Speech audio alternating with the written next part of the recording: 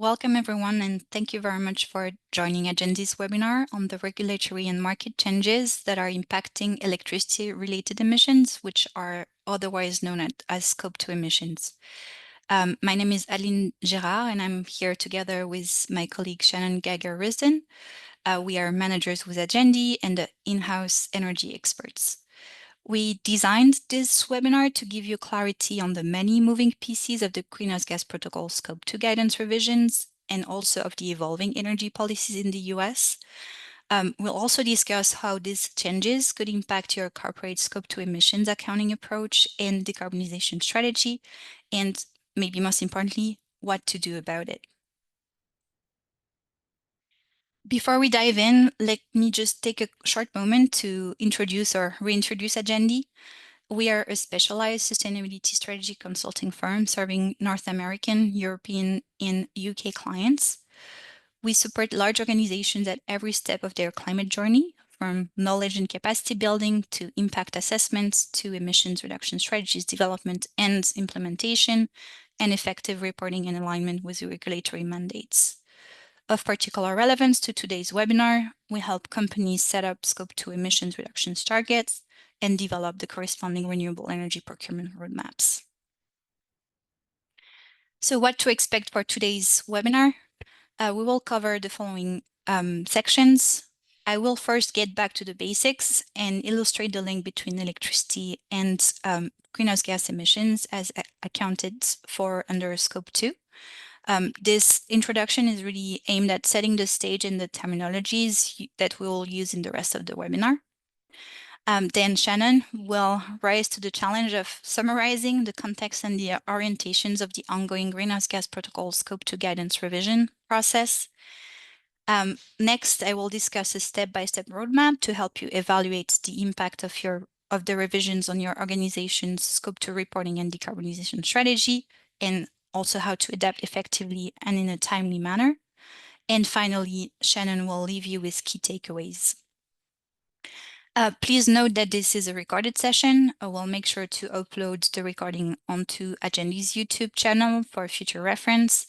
The Q&A chat is open already. Please feel free to send us your questions as they arise, and we'll be addressing them at the end of the presentation. Great, so let's start with electricity and emissions 101. So electricity is the flow of electrical power. It is both a basic part of nature and also one of the most widely used forms of energy in the world. Man-made electricity is obtained by transforming primary sources of energies. These sources include renewable and non-renewable technologies. In the renewable bucket, you can find technologies such as hydro, wind, and solar. Renewable means that these sources can be naturally replaced and therefore used repeatedly.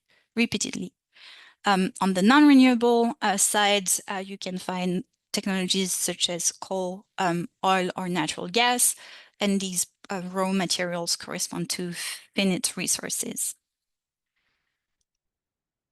What electricity is made of really depends on the location, and there are multiple factors at play that shape the generation capacity mix of a specific region.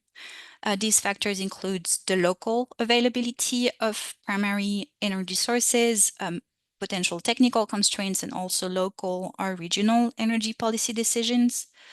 Changes in installed capacity are noticed over years because the development of new generation installations is a long lead process that is also very capital intensive. So on this slide specifically, you can see a few selected US states. We selected them to illustrate how the factors I named a minute ago influence capacity mixes. So for example, in West Virginia, which is a coal mining region, coal really accounts for more than 80% of the installed capacity of electricity generation. In Hawaii, because Hawaii is obviously an insular system, the electricity generation system really relies on oil-fired power plants to ensure the stability of the grid, which is not connected to other electricity systems due to, again, the insular quality of Hawaii.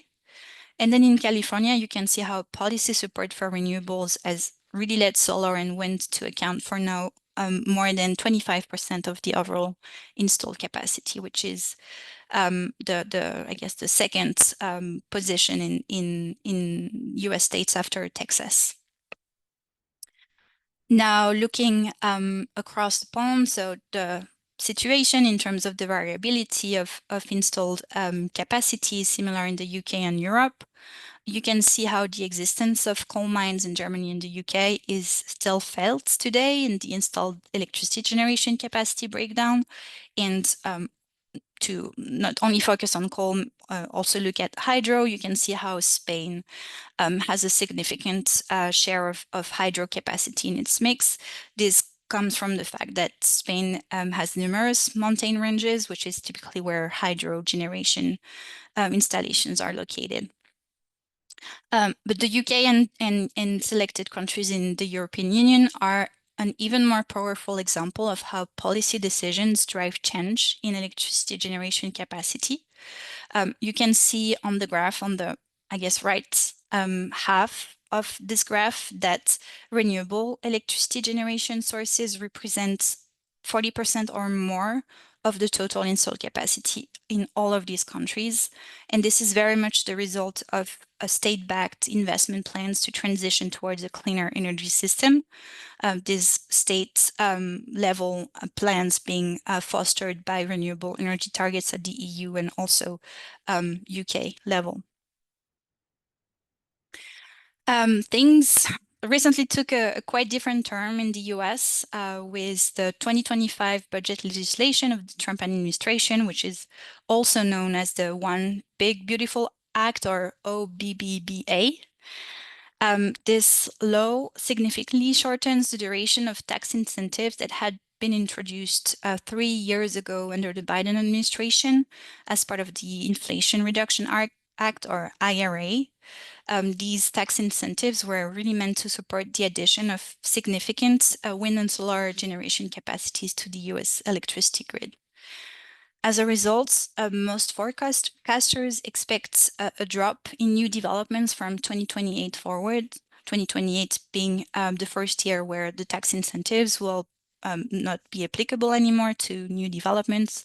On this specific graph coming from Bloomberg New Energy Finance, or BNEF, you can see how new builds could be up to 50% lower post-OBBBA compared with the previous outlook.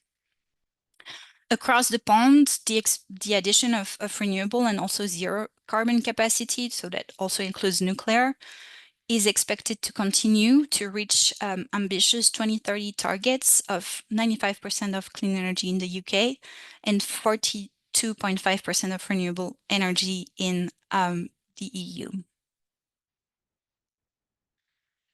So now that we've discussed how what electricity is made of changes across regions, I also want to note that it varies over time and it varies very much. So if you can picture installed generation capacity as a stock, you can see the actual electricity generation as a flux. So its composition, again, depends on multiple factors, including the level of electricity demands from consumers and organizations, but also the technical and economic ability of the generation capacity to respond to these demands. The changes in installed capacity are felt over years, but the changes in which technologies actually generate electricity is visible over minutes. And on this slide, you can see the example of what was happening on the California electricity system during a weekday in July 24th, but it could be any day. So at 3 a.m., the renewable electricity generation shown in green was obviously very low because the sun was not shining, so natural gas and imports covered most of the demand. At 12 p.m., renewable sources generated at full capacity, which allowed them to cover most of the demands, and the excess generation was actually captured by battery storages or exported to adjacent electricity systems. And at 7 p.m., as renewable plants were winding down, batteries were feeding the stored electricity back into the grid, and natural gas and hydro were ramping up to meet the demand. So as a result of everything we just discussed, the carbon content of the electricity you're using varies significantly depending on the location and also on the time you're using it. On the map you're seeing now, you can really realize how the average electricity carbon content varies across the globe. It is obviously lower in regions where renewables represent a substantial share of the installed capacity, such as in Europe, as we already discussed, but also Canada and South America. And it is higher in regions that more heavily rely on coal or natural gas, such as China, Australia, and even more so in North Africa and the Middle East, where oil is still the primary source for electricity generation. And just to note that it was not possible to plot it, but looking at this map with an hourly resolution as opposed to an annual average would yield obviously a quite different picture. Now moving on to the link between electricity and corporate emissions accounting. I need to clarify that it is physically impossible to track the electrons that are generated by one particular generation installation because all the electrons are fungible and just become the electrical flow that you see on the grid, and that gets to your home or to your office or facility. So to address the need to track the renewable quality of electricity generated by renewable sources, a contractual instrument named Energy Attribute Certificate, or EAC, has been created. It was created a long time ago already. So the point of EACs is really to track each unit of electricity generated by renewable technologies. And by unit, we mean a megawatt hour of electricity generated by renewable sources, and I guess signal that renewable identity to users further down the chain. EACs take different names depending on the region. EAC is really the common term, but you will probably hear about renewable electricity credits, or RECs if you're in the US, renewable energy guarantees of origin if you're in the UK, or REGO, and then guarantees of origin in the EU. EACs are similar to ID cards for, again, electricity coming from renewable installations. And similar to what you would expect to see on an ID card, so the name, the date and place of birth, the height, etc., etc. The EACs really specify the characteristics of the unit of electricity generated from renewable sources. These characteristics include the vintage, so really the time at which the unit of electricity was generated. And the vintage is usually tracked by month or quarter, even though some more advanced systems are already tracking it every day. The location is another characteristic that matters, together with the technology, the renewable installation details, and so on and so forth. And the last thing I want to note here is that EACs are the basis for any renewable electricity procurement options that you might consider, such as green tariffs from utilities that are sometimes called bundle recs, or even power purchase agreements. So this map is here just to show that there are many different EAC tracking systems around the globe. Sometimes even in a country, several systems coexist. But we also want to emphasize that many countries, and especially in Africa, in the Middle East, and to some extent South America, do not have EAC tracking systems in place as of today. And last but not least, to conclude on this first section, I would like to close the loop on the link between electricity and corporate emissions accounting. As most of you know already, electricity-related emissions are governed by the Scope 2 guidance from the Greenhouse Gas Protocol. This guidance was last updated in 2015 with the introduction of a new accounting method for Scope 2, which is called the market-based method. This method was really introduced and is meant to allow organizations to invest in and get emissions credit for renewable energy procurement, again, through the use of EACs in their various forms. And this market-based method really complements the original approach of location-based emissions accounting, which is based on the average carbon content of the electricity coming from the grid. With this, I will now give the floor to Shannon.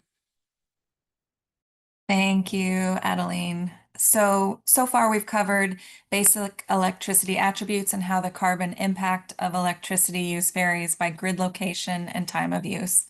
We also introduced the current greenhouse gas Scope 2 guidance and the market-based method, which is the one we'll be focusing on for these Scope 2 revisions. I'm going to build on that introduction in this section to clarify what the current Scope 2 market-based method guidelines are and their core criticisms, what revisions are proposed to this method, which are still to be released for public consultation by the Greenhouse Gas Protocol mid-October, and then walk through the anticipated impact these changes would have on corporate buyers and sustainability teams. So in our prior webinar and from May, linked below, we highlighted 6 key enablers for renewable energy capacity to grow, which it has from 24% to 33% globally in the last decade. And while it's impossible to differentiate how much of each of these enablers have contributed to this growth, the Greenhouse Gas Protocol introduction of the market-based accounting method is seen as a key motivator for driving the renewable energy growth in the last decade. And as a result, really a huge success story. According to the Clean Energy Buyers Association, 100 gigawatts of procurement has occurred in the US since 2014 and 21.7 gigawatts in 2024 alone. And why? It's because corporations were able to disclose the emissions reductions when they voluntarily chose to support the clean energy market.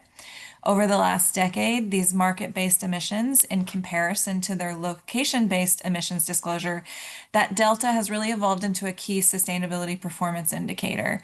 And as shown in Table 7.1 from the 2015 Scope 2 guidance, the quality criteria was flexible to increase participation and growth of this market.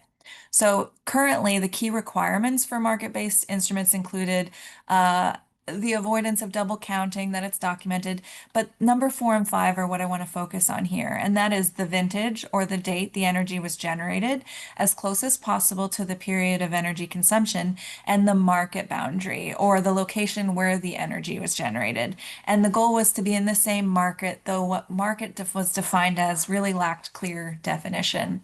A general best practice in EAC procurement today is to utilize annual matching aggregated in megawatt hours and the country of consumption or the neighboring country if it's not available.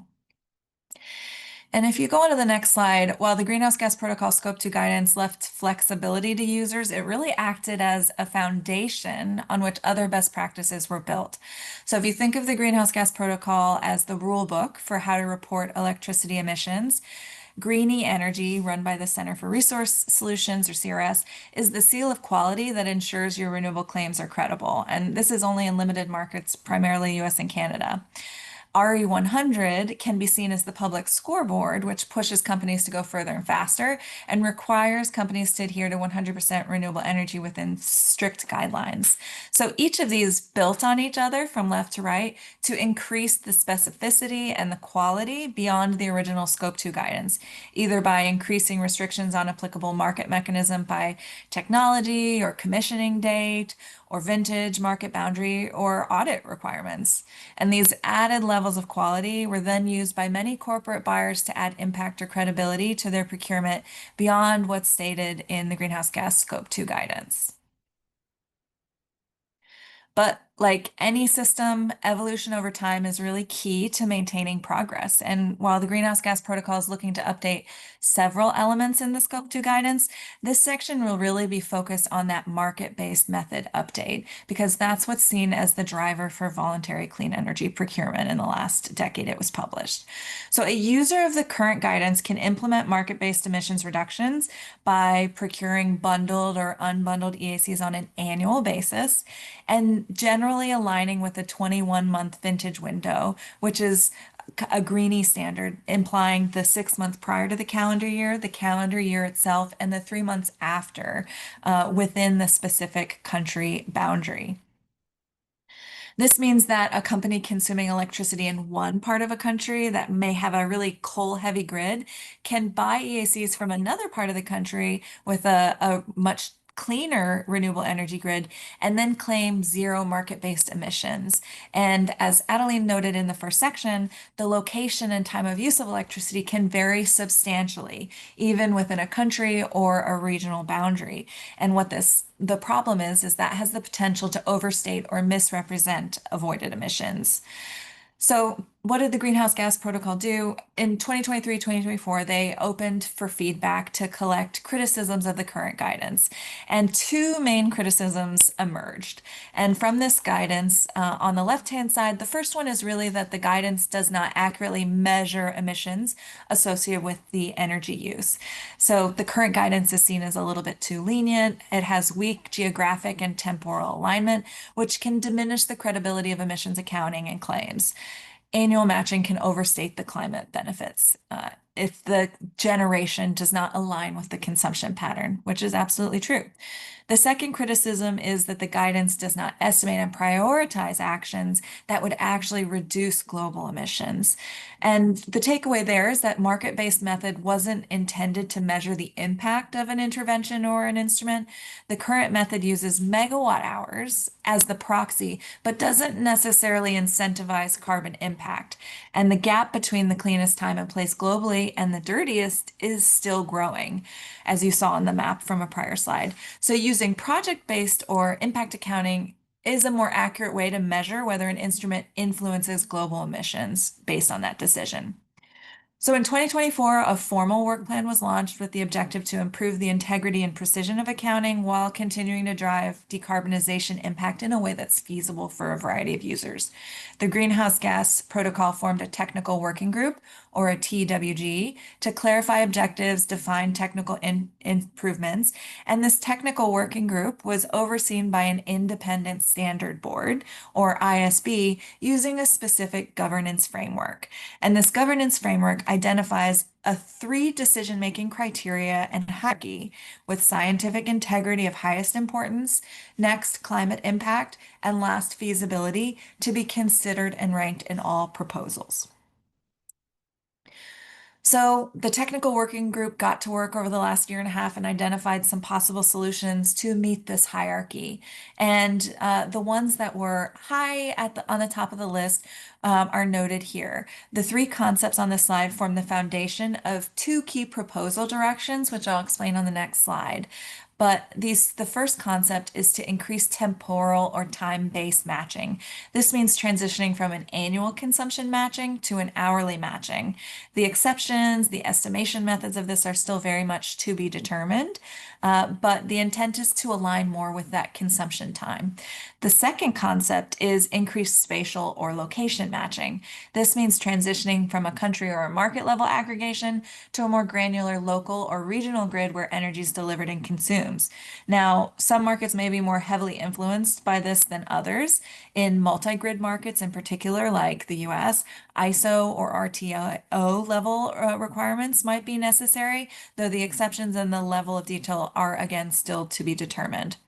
And these are noted in the same color because often these are referenced together, creating the concept of 24/7 carbon-free energy, or 24/7 CFE. And that's managed through a mechanism that expands on EACs, but are called granular certificates, or GC. The third concept is totally different than the other two, though builds on it in the ability to improve that resolution and impact. And this is the development of a marginal impact metric, MIM, which is sometimes always also referred to as a marginal emissions impact, or MEI.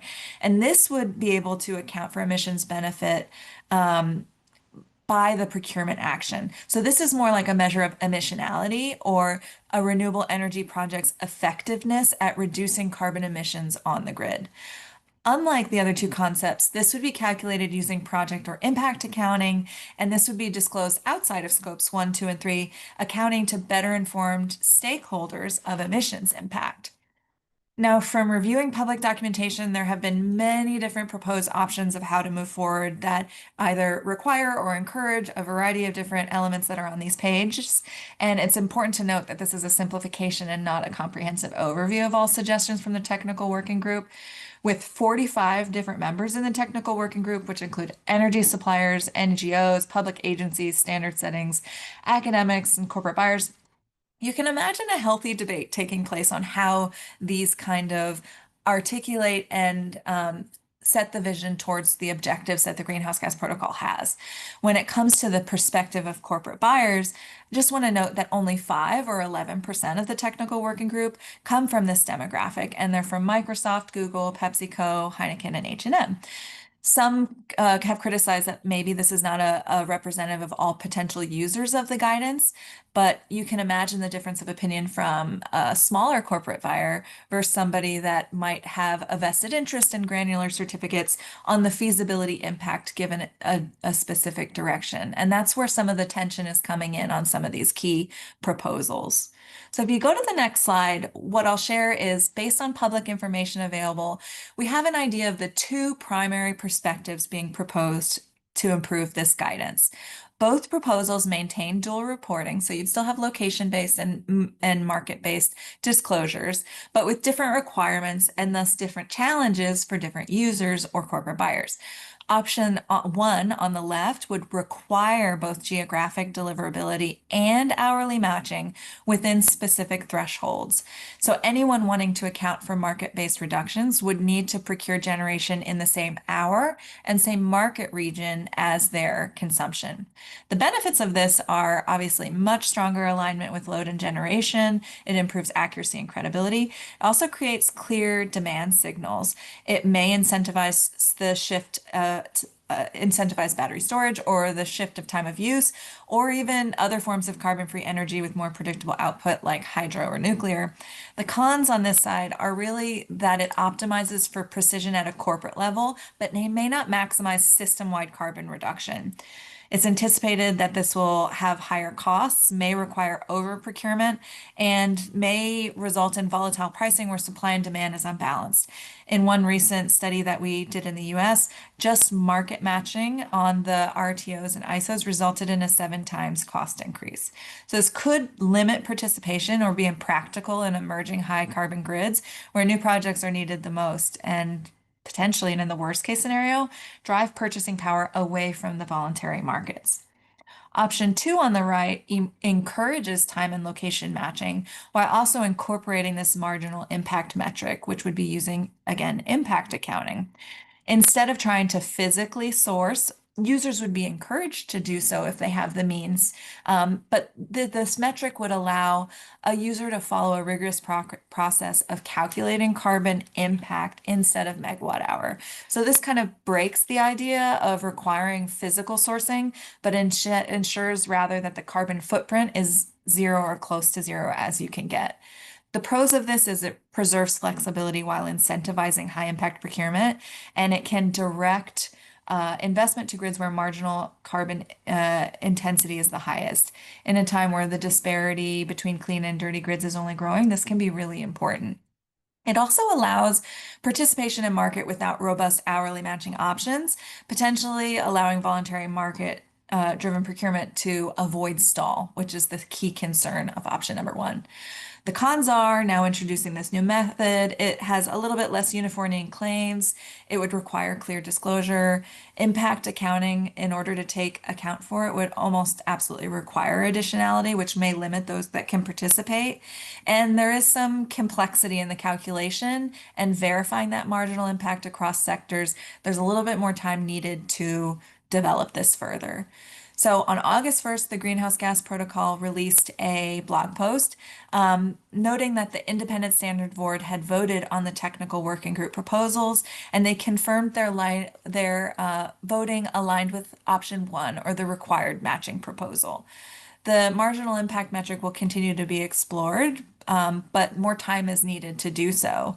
Exemptions and transition measures like thresholds for smaller buyers, treatments of existing contracts, lead time for adoption, those remain unclear, but more information will be coming as we advance towards the public consultation phase, which I'm showing the timeline on this slide here. So the update process split into two phases, with phase one revisions concluding now. Very critically, if there's one thing you take away from this webinar, is that the 60-day public consultation period for the draft to be released is scheduled for mid-October to mid-December. So if you have concerns about this guidance or want to voice them in an attempt to influence this, your input is really needed before that phase two gets going. It's anticipated that the final standard will be available in Q4 2027, likely with a phase-in period for adaptation. So we might be looking more like 2028. On the next slide, what I just wanted to share is that initial reactions to this have been a bit strong, and it's garnered quite a bit of attention in the last few months. Criticism is strongest from energy buyers, developers, and those closely tied to the voluntary renewable energy market. So, according to SEBA, 75% of surveyed energy buyers oppose mandatory hourly matching. That doesn't mean that they don't support it, but to make it required is a different level that adds complexity, is what they're saying. 66% oppose tighter market boundaries. According to another corporate study of 90 participants in November of last year, 70% surveyed said current contracts would no longer be eligible under smaller market boundaries, and nearly 80% of respondents lack confidence that they'd be able to procure time-match clean energy within smaller market boundaries. So there's some real risk here that if option one were to go through as a requirement, it could influence how the voluntary market expands over the next decade. Now, moving to the last slide, comparing a list of pros and cons can be helpful in contrasting the two proposals, but the Greenhouse Gas Protocol governance defines a decision-making criteria that has a hierarchy here in increasing and decreasing importance. On this slide, I've built a somewhat qualitative Pew metrics to compare the criteria in order of importance noted. So accounting accuracy, aligning with scientific integrity, is at the top of the list with the highest impact here. The Scope 2 guidance is really an accounting guidance that provides best practices for market-based emissions, and that accounting accuracy is critical. Second in line is really decarbonization impact, including additionality potential being next in line. And lastly, feasibility, inclusive of cost and complexity, are also relevant to consider here. Comparing the two options side by side against the baseline Scope 2 guidance in place allows us to kind of get a qualitative glimpse of how these two options compare and what it could mean for organizations of different profile and global footprints, because every scenario is going to be different. When it comes to accounting accuracy of the market-based method, the required hourly and location-based method shows highest resolution with physical carbon accounting. This would improve credibility of Scope 2 claims, and while the second proposal encourages this, it may not achieve the same consistency. If both options exist in parallel, meaning encouraging hourly location and matching, but also a metric, clear messaging would need to be disclosed to document which has been used. Both will be held to more granular emission factors to improve the resolution of accounting. And of course, a required hourly matching, anybody that's doing this would be seen as a higher caliber of participant in the market. When it comes to decarbonization impact, I ranked the option one as moderate and the encouraged at high, because required hourly location matching ensures generation coincides with consumption, but some estimate the need to procure like 2 to 3 times the consumption just to match the aggregated load. Cost of supply and demand will also come into play here. Both may result in driving lower procurement and stall renewable energy capacity growth. Optional matching with a metric would incentivize carbon impact versus using megawatt hours as a proxy. So this would make it easier to understand the impact of procurement options and potentially enable greater decarbonization impact than the required approach, although studies vary on these predictions by market. When it comes to additionality potential, with the required hourly and location matching, high barriers of entry may limit new projects in emerging or high carbon grids. Siting in demand may also create redundant infrastructure if some locations are easier than other, and under-resourced areas of high carbon intensity but low commercial activity in grid deliverability regions might be plagued with other challenges in that six enablers category that could limit action. So this is not a one size fits all solution where various regions may have different responses. With a marginal metric and broader participation options, the ability to target high impact grids would be more open with what drives decarbonization, not physically aligned with electricity use in one location. When it comes to market feasibility, this is another, to be honest, really big question and a key tension point. With 24/7 carbon-free energy, marketplaces for more granular certificates are just starting to emerge. And while they're coming to terms, there's and ramping up with the requirements, a key limitation is that some regions just have better data transparency than others. And this limitation makes it very hard to do an automated aggregation matching. With optional or encouraged matching and a marginal impact metric where decarbonization impact of procurement can be assessed, not everyone would be able to afford the ability to influence this metric. It would be limited, but when the decisions are made, they would count more, regardless of the markets and the buyer sizes. Lastly, when it comes to cost and complexity, with required hourly location matching, cost is anticipated to go up. While the utilities move in the direction of improved data granularity, not all locations have metering capability or the resources to enable it today. In 10 years, that might be different. So this is definitely a future-facing change, yet challenges exist today to implement this. Complexity in sourcing decisions for broad load points may also become inaccessible. If you have one load point, this is a little bit more easier if you have 50 in many different global regions. Instead of sending market signals or investing in projects, voluntary engagement, it may drop, and that's the risk here. With optional matching and a metric, calculation complexity may be added, but a focus in turn would be to where development could be made to make the most emissions impact, estimate what it would avoid, and then disclose that with transparency. So my takeaway here, and this is just one assessment, is that progress demands ambition, but also pragmatism. And the clean energy transition in the next 10 years really, really depend on both. So I'll pass it back to Adeline to share how we can prepare. Thank you, Shannon. So given the very many moving pieces that Shannon just touched on, it can probably feel difficult to make sense of what this means for your organization's scope 2 accounting approach and also your scope 2 decarbonization strategy if you're with a company that has a scope 2 emissions reduction target in place.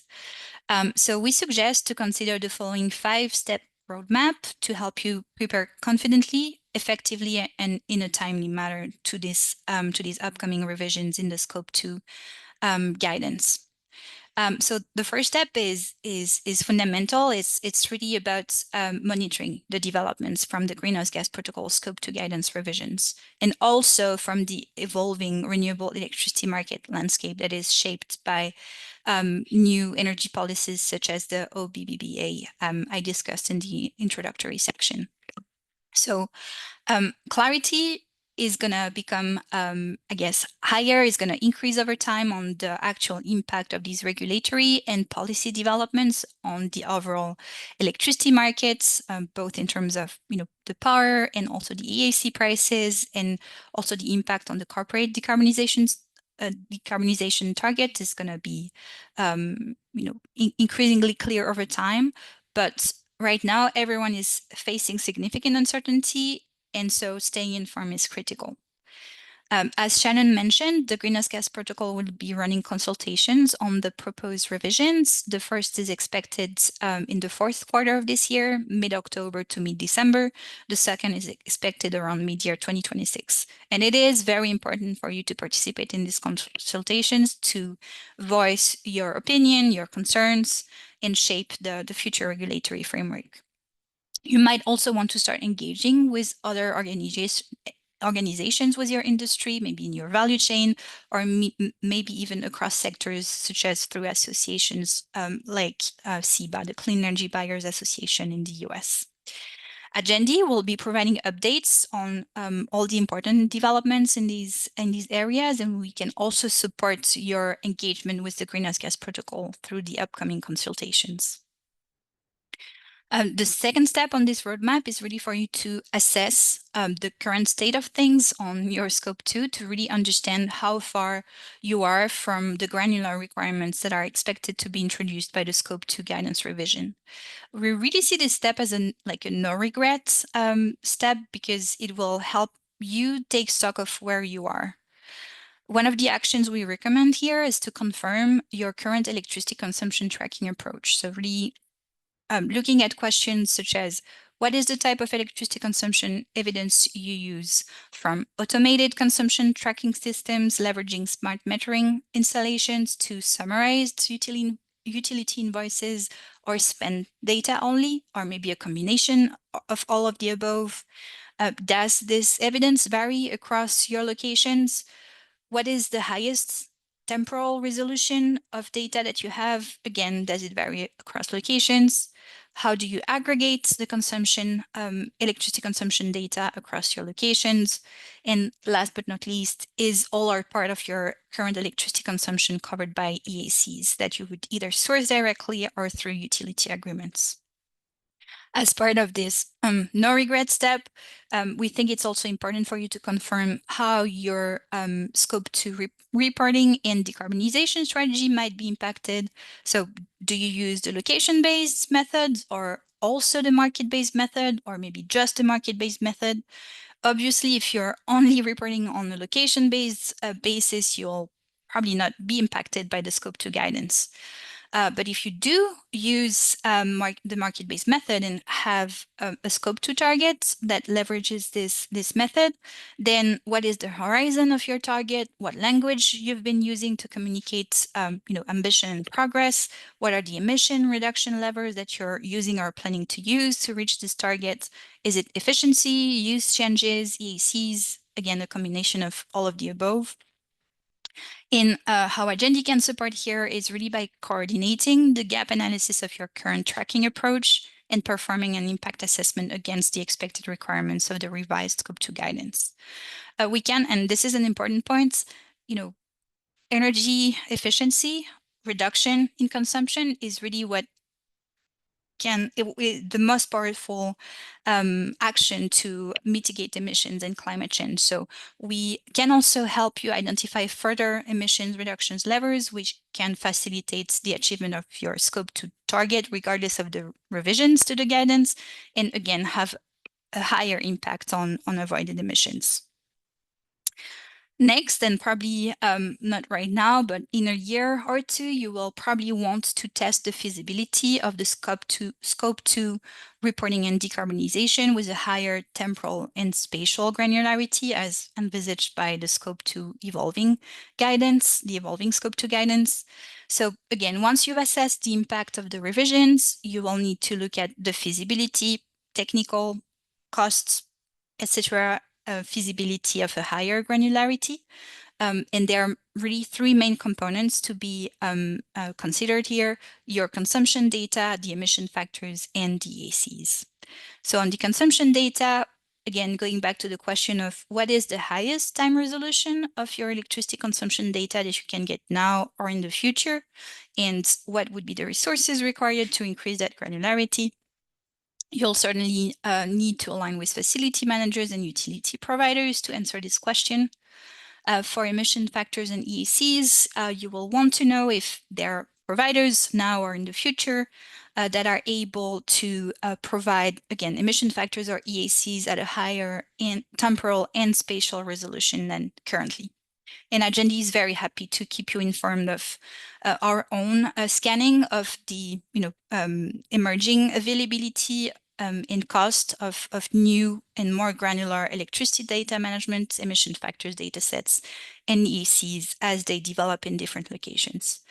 Just to plug back to one of the things that Shannon said, we expect the picture to be really, really different across regions. Like the US, for example, already has systems and providers that are, working towards more granular solutions, and pretty much the same in the UK and EU, but other regions of the world might be showing a more difficult landscape. Later on, as more cost information becomes available, it will be important to quantify the potential additional cost of more granular EACs on your Scope 2 decarbonization budget. So again, it's very difficult to know at this stage what the detailed picture of granular EACs around the globe is going to look like, but we can tell with um, you know, 99% confidence that renewable energy procurement is going to be more costly than in the past. And as this more granular cost information becomes available, Agendi can help you model the budget impact of various Scope 2 coverage scenarios with EACs.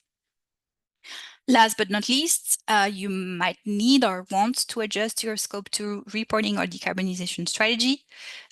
This step is showing at the very end of the process, but this might actually be a step you take across the process, and because it's going to be informed by all the learnings you're going to draw from the previous steps. And you will likely need to engage or re-engage with multiple stakeholders such as finance, legal, strategy, operations, times and times again. Agendi has extensive stakeholder engagement and roadmap development experience to help you adjust your Scope 2 approach if necessary. With this, I'll let Shannon summarize the takeaways of this webinar, and we'll then move on to the Q&A section. Thanks so much, Adeline. So in terms of key takeaways, what we'd like you to bring away from this webinar is that the regulatory and the market landscape for disclosures in electricity-related emissions is changing fast, and that method of quantifying the Scope 2 emissions reduction with the market-based method, which is many times tied with target progress, will be affected. Expect higher costs for meeting Scope 2 targets and a little bit of a higher complexity for Scope 2 accounting. Stay informed, and if you're able to, provide feedback to the Greenhouse Gas Protocol at the public consultation period to ensure that that perspective of corporate buyer at a variety of different sizes and scales is really taken into account. And while the confirmation of many of these decisions is still pending, you can prepare yourselves by understanding your own electricity consumption and profile, analyzing the impact of these changes based on your decarbonization roadmap. Now, at the end of the day, the publication for the Scope 2 Guidance Phase 1 hasn't been released yet, so we don't know exactly what details are with the exceptions, the requirements, the timeline. There's still some unknowns coming through that we'll know better about in October. And this is a really delicate balance they're trying to do, which deserves respect because they're trying to improve the accuracy and the integrity of reporting without undermining the scale and the pace of renewable deployment that has been achieved under the 2015 guidance. So from our perspective, we really perceive the upcoming consultation to be a defining moment for corporate sustainability. And whatever the outcome is, the next generation of Scope 2 accounting will reshape how organizations measure progress towards decarbonization, but it may also influence how you can mobilize capital to achieve it. So now we'll go ahead into the Q&A section. I saw one question in the chat. We have about 11 minutes left, so we can go ahead and answer a few. The first question that hopefully you can all see it was, does the temporal requirement for market-based effectively eliminate companies' ability to purchase unbundled EACs to meet their goals? Would it require the shift to a bundled EAC or a PPA that can be tracked on an hourly cadence? And this is a really great question. If option one are to go through and the required hourly and location matching is confirmed, a company can still procure unbundled, which is an EAC that is separated from the delivered electricity, but it would still need to be shifted from that annual country boundary EAC to that more granular certificate that aligns the hour-to-hour consumption with the location generated in the same region to be defined as consumption there. So you don't necessarily have to do a PPA or a bundled EAC, but the level of granularity of the EAC that you apply that would be applicable under market-based method would be shifting. I saw another question that I have a VPPA already that is going through 2030 or a virtual power purchase agreement through 2030, which means that they signed an agreement, they get unbundled EACs by supporting a renewable energy project. Will I be able to include the value or the EACs in that after the 2027 release of this guidance? So that is another great question. There are a few exceptions that are anticipated from the proposal, although the exact numbers are unclear. There is intended to probably be a consumption threshold. Some have called this 5 gigawatt hours, some have said this is 10 gigawatt hours, but if you exceed that certain amount, then the requirement would come into play. Else, if you're below, you could still continue in the current matching.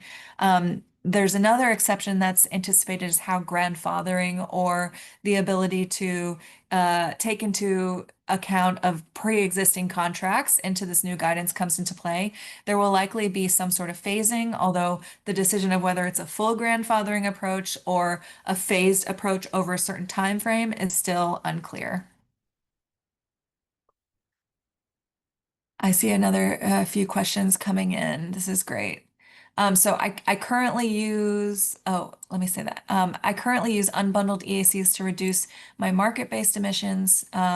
Will I be able to apply the same methodology after this guidance is released? Similarly, as the first question, yes, unbundled EACs are still applicable. However, the granularity will need to be greater. Instead of measuring it on a megawatt hour, you're probably going to need to measure it on a watt hour basis aligned with your consumption on the hour.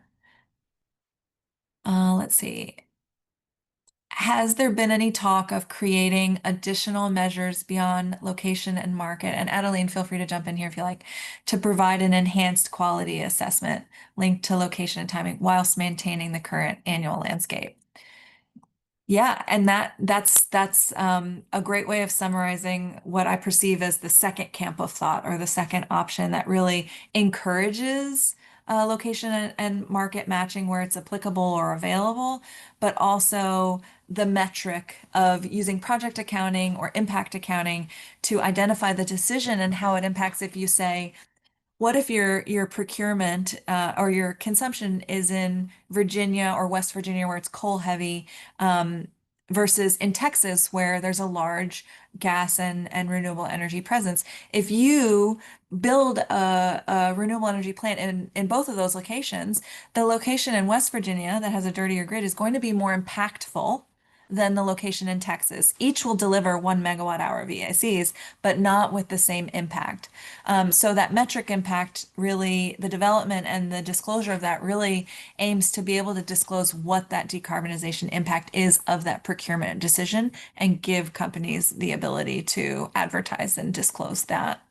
There are likely other measures that the technical working group has come up with. There actually are a lot of documentation that are publicly available on their governance repository that you can review their minutes and their slides.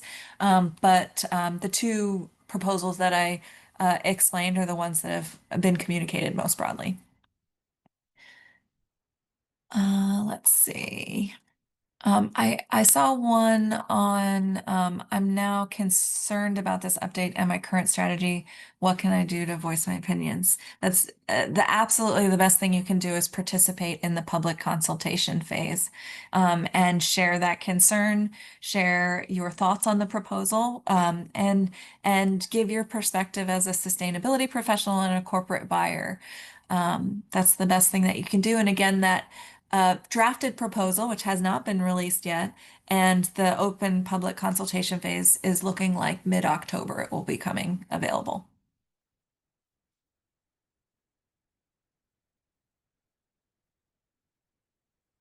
All right. I see one other question on the impact of companies buying REGO-backed renewable tariffs. Is the onus on the buyer or the supplier to provide hourly matching? When you say provide hourly matching, I'm not sure if you mean provide the ability to match, meaning the data of the consumption. And I'm going to assume that this is related to the measuring and data calculation capability. It would likely to provide your consumption data and your generation data, it would likely be on the utility or the supplier. But in terms of procuring the matching, it would be on the buyer. I guess it depends, just to complement here, it really depends on the fine print of your contractual agreement with your provider. It is likely that utilities or other providers will move in the direction of a more granular delivery of bundle recs as part of green tariffs.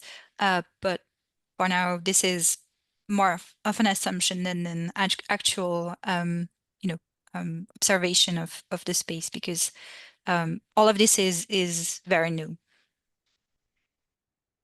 Mhm. We have time for about one more question.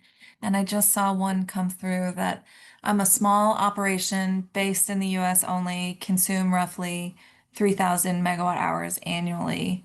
My consumption is not high enough to explore other, bundled market instruments. How will this affect me? That's a great question. It will depend on the exception thresholds that the Greenhouse Gas Protocol clarifies.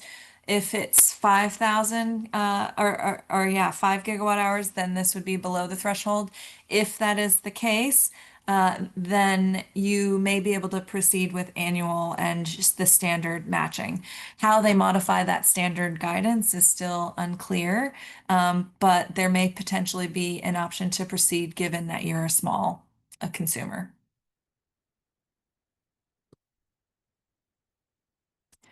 Really great engagement. Thank you for your questions. Thank you everyone for joining us this morning or afternoon, depending on where you're located. Our email addresses are shown on this slide, so feel free to send us any further questions or comments you might have as a follow-up to this webinar. We'll be sending the link to the recording of this session, and we very much look forward to continuing the conversation with all of you.